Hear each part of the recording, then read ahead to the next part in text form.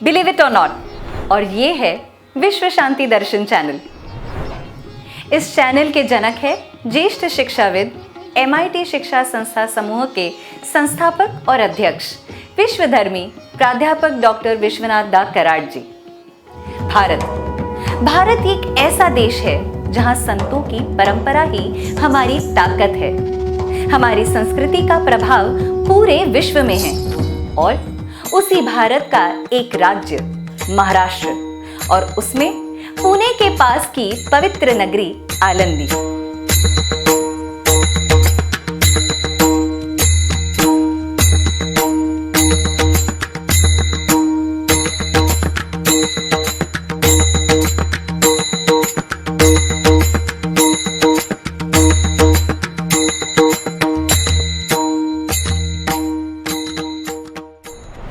देखिए, कुछ जगहें सिर्फ प्रसिद्ध होती है, लेकिन कुछ जगहें सचमुच पवित्र होती है।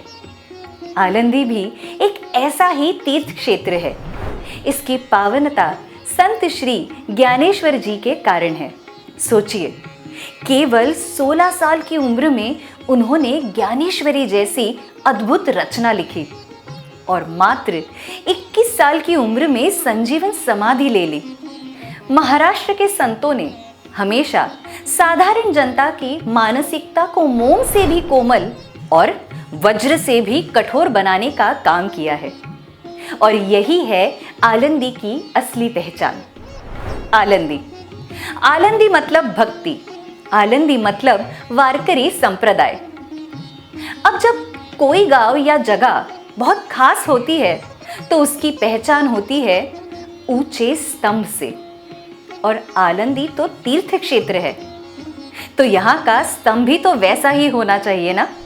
आलंदी में एक ऐसा अद्भुत स्तंभ है जो 145 फीट ऊंचा है, और इसीलिए इसे गरुड़ स्तंभ कहा जाता है, और ये स्थापित है पवित्र इंद्रायणी नदी में, और इसकी चमक सोने से जड़ी धातु की वजह से और भी दिव्य हो जाती है। लेकिन कहानी शुरू होती है इतिहास में। मराठा साम्राज्य की प्रसिद्ध महारानी पुण्यश्लोक अहिल्याबाई होळकर ने 18वीं सदी में देश भर में घाट और मंदिरों का निर्माण कराया था। काशी, सोमनाथ, रामेश्वरम, ओमकारेश्वर, हर जगह उनके काम की मिसालें मिलती हैं। और अब आते हैं आज के समय में।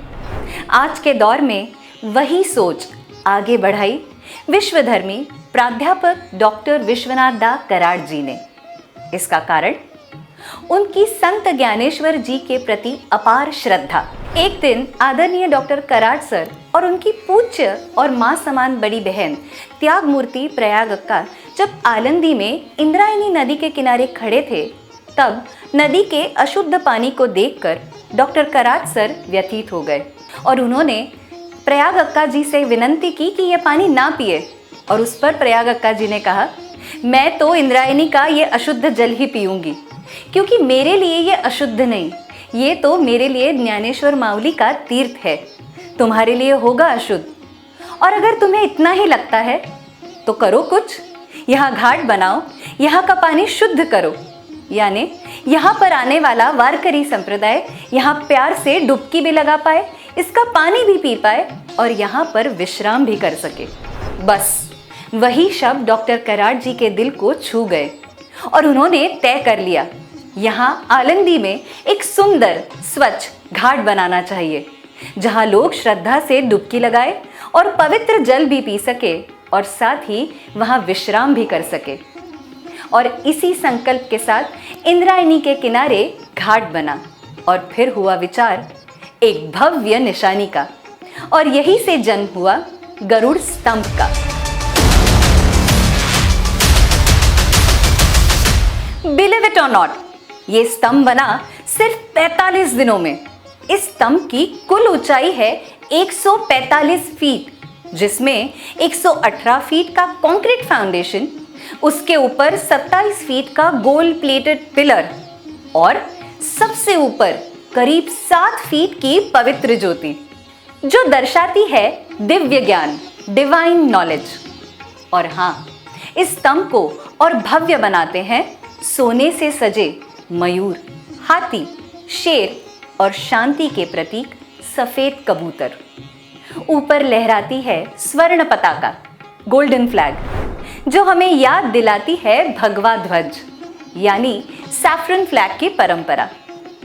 और सबसे खास बात, ये स्तंभ स्थापित हुआ अक्षय तृतीया के दिन साल 2009 में।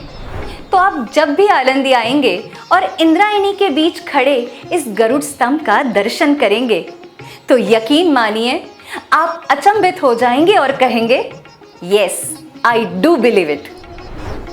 नमस्कार।